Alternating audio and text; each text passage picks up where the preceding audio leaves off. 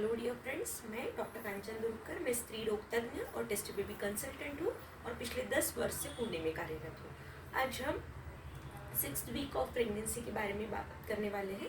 अभी 6th week मतलब कि आपके प्रेगनेंसी का छठा हफ्ता, इसमें क्या क्या आपके बेबी में चेंजेस होते हैं, आप में क्या क्या चेंजेस होते हैं, ये हम इस वीडियो में जानने वाले हैं। सो ये जो 6th वीक है, यहाँ तक आते आते आपका बेबी जो है अराउंड 4 mm से लेके 7 mm इतना हो गया है। सो ये 1 सेंटीमीटर से भी छोटा है अभी बेबी हमारा। अब इसमें क्या क्या चेंजेस, लेकिन चेंजेस जो हो रहे हैं एज अ एम्ब्रियो, इसमें वो बहुत ही फास्ट हो रहे हैं। सो बेबी की जो हमने पिछले वीडियो में देखा 5th वीक में कि उसका जो एक न्यू ट्यूब बना था, हॉलो ट्यूब, जिसको हमने न्यूरल ट्यूब बोला था, तो उसमें जो ग्रीव्स बनना चालू हो जाते हैं जो आगे जाके बेबी का स्पाइन बनाने वाले हैं, और हेड जो है उसमें भी ग्रूव्स बनना चालू हो जाते हैं जो कि आगे जाके बेबी का माउथ, नोज, जॉ, ये सारी चीज़ें बनने वाली है। और जो हेड है उसमें भी आइज़ जहाँ पे बनने वाले हैं वो एरिया भी रेडी हो जाता है। ईयर्स जहाँ पे बनने वाले हैं वो एरिया भी ईयर बड रेडी हो जाता है। उसके अलावा जो बॉडी है उसमें भी किडनी, लिवर, लंग्स ये बनना चालू हो रहा है। उसके अलावा ये जो अब आउटर बॉडी है उसमें लिम्ब बर्ड्स डेवलप होना चालू हो जाते हैं। लिम्ब बर्ड्स मतलब कि ये एक ऐसा एलिवेशन जैसा होता है बेबी के एम्ब्रियो में, जो कि आगे जाके ये लिम्ब बर्ड्स जो है वो बेबी के हाथ और पैर बनने वाले हैं। सो ये सारे चेंजेस हो रहे हैं। उसके अलावा हार्ट जो है वो बीट होना ऑलरेडी चालू हो चुका है, और हार्ट बीट जो है वो अराउंड 110 to 120 या फिर 130 अराउंड बेबी के हार्ट बीट जो है वो रहते हैं।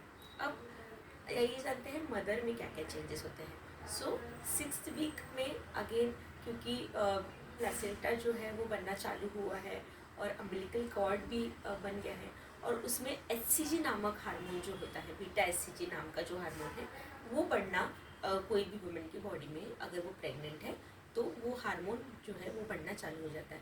अब ये हार्मोन बढ़ने की वजह से उनको ये जो चेंजेस हो रहे हैं, मतलब कि उनको नाउशिया हो रहा है, उल्टी जैसा लग रहा है या फिर उल्टी हो रही है, उसके अलावा थकावट लग रही है, और उसके अलावा टेम्परेचर बढ़ गया है ऐसा लग रहा है। सो ये सारे चेंजेस जो है वो प्रोजेस्टेरॉन हार्मोन और HCG हार्मोन बढ़ने की वजह से, मेनली HCG हार्मोन की वजह से वॉमिटिंग जैसा होता है।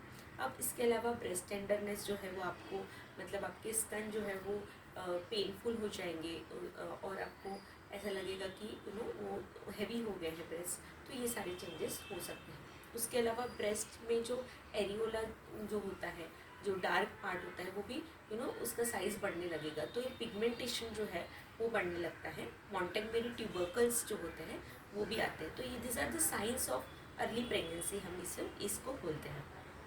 इसके अलावा आपको थोड़ा सा वेजाइनल डिस्चार्ज भी चालू हो जाएगा, क्योंकि प्रोजेस्टेरॉन हार्मोन्स की वजह से और ये सारे हार्मोन्स की वजह से वजाइना का ब्लड सप्लाई जो है वो बढ़ जाता है। तो ये वजाइना का ब्लड सप्लाई बढ़ने की वजह से थोड़ा वाटरी डिस्चार्ज आपको रह सकता है। अब इसके अलावा मदर्स में फ्रीक्वेंसी ऑफ यूरिनेशन ज़्यादा होता है, मतलब उनको बार बार यूरिन को जाना पड़ता है। ये 6th वीक में ऐसा क्यों हो रहा है?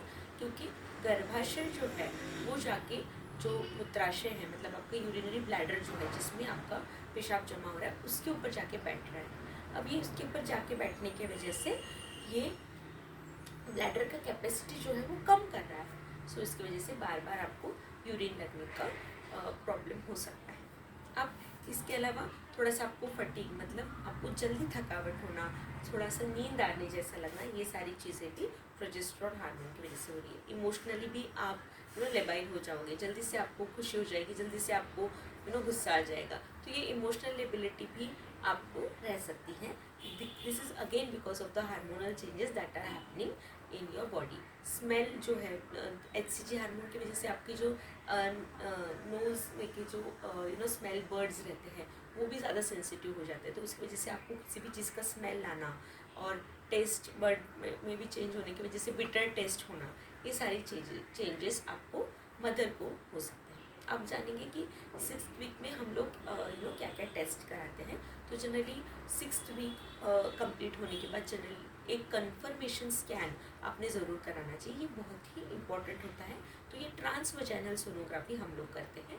ये ट्रांसवजाइनल सोनोग्राफी में बेबी का हम लोग एक प्रॉपर सैक हमें दिखता है जिसे हम जेस्टेशन सैक कहते हैं।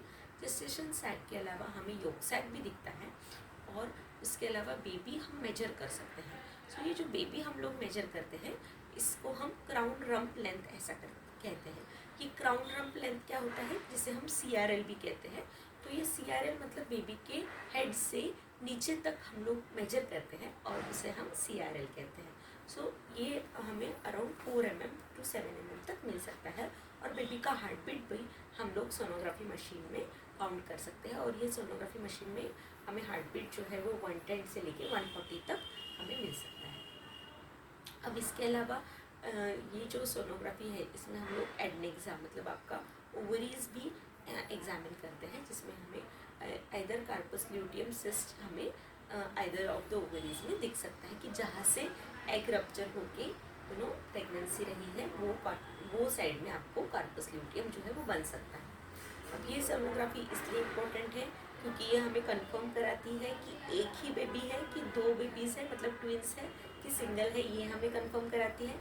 इसके अलावा हमें ये भी कंफर्म करते हैं कि बेबी के हार्ट बीट आ गए हैं प्रॉपर, सो हम आगे जाके थोड़ा सा रिलैक्स हो सकते हैं। अब इसके अलावा ये भी हमें कंफर्म कराती है कि बेबी जो है वो यूट्रस में ही है, बाहर नहीं है, एक्टोपिक प्रेगनेंसी नहीं है, ये भी हमें कंफर्म हो जाता है।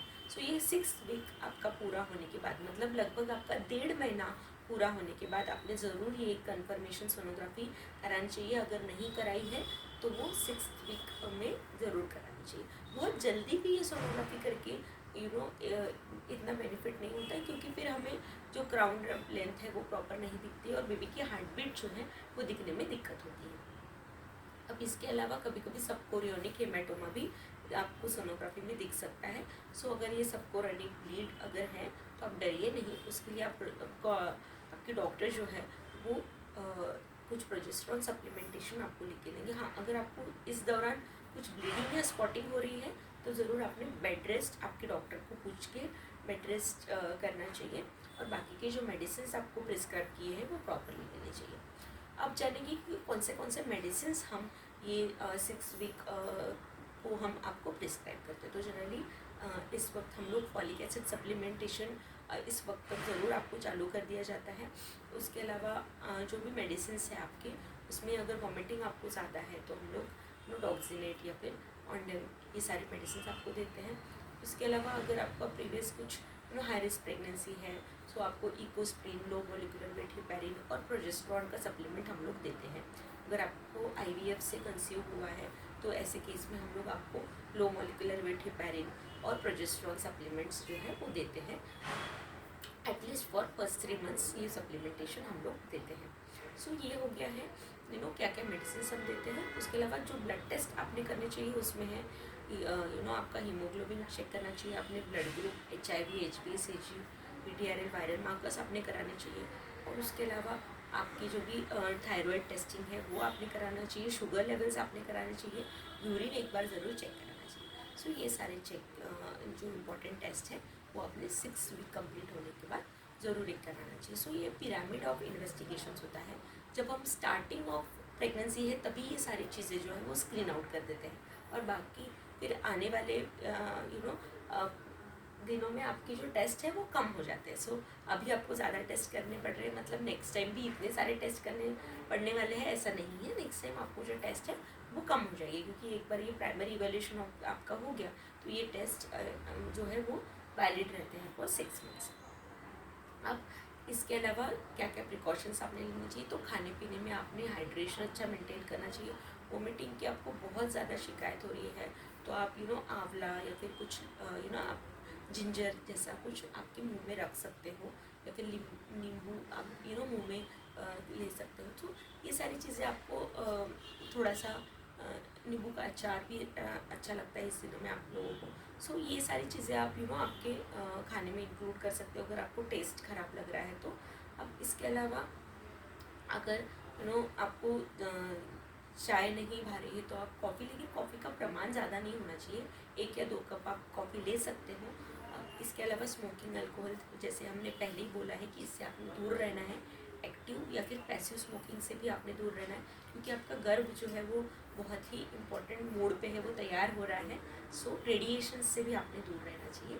सो और जो भी मेडिसिन आपके पहले से है वो, अगेन मैं हर वीडियो में ये बात बोलती हूँ कि आपने जो भी मेडिसिन है वो आपके सेफ़ है कि नहीं, ये आपने ज़रूर आपके डॉक्टर को दिखा के कंफर्म करना चाहिए। सो ये सारी चीज़ें हमने 6th वीक के बारे में जानी। 6th वीक में बेबी में क्या क्या चेंजेस होते हैं, मदर में क्या क्या चेंजेस होते हैं, क्या क्या मेडिसिन हम लोग प्रिस्क्राइब करते हैं, और कौन सी सोनोग्राफी हम लोग ये वीक में प्रिस्क्राइब बताते हैं। सो आई होप ये वीडियो आपको इन्फॉर्मेटिव लगा हो। अगर इन्फॉर्मेटिव लगता है तो हमारे चैनल को लाइक, शेयर और सब्सक्राइब कीजिए। और कौन से ऐसे टॉपिक्स है जिसके बारे में आपको लगता है एज अ गायनेकोलॉजिस्ट हमने वीडियोस बनाने चाहिए, वो ज़रूर हमारे कमेंट बॉक्स में लिख के हमें भेजिए।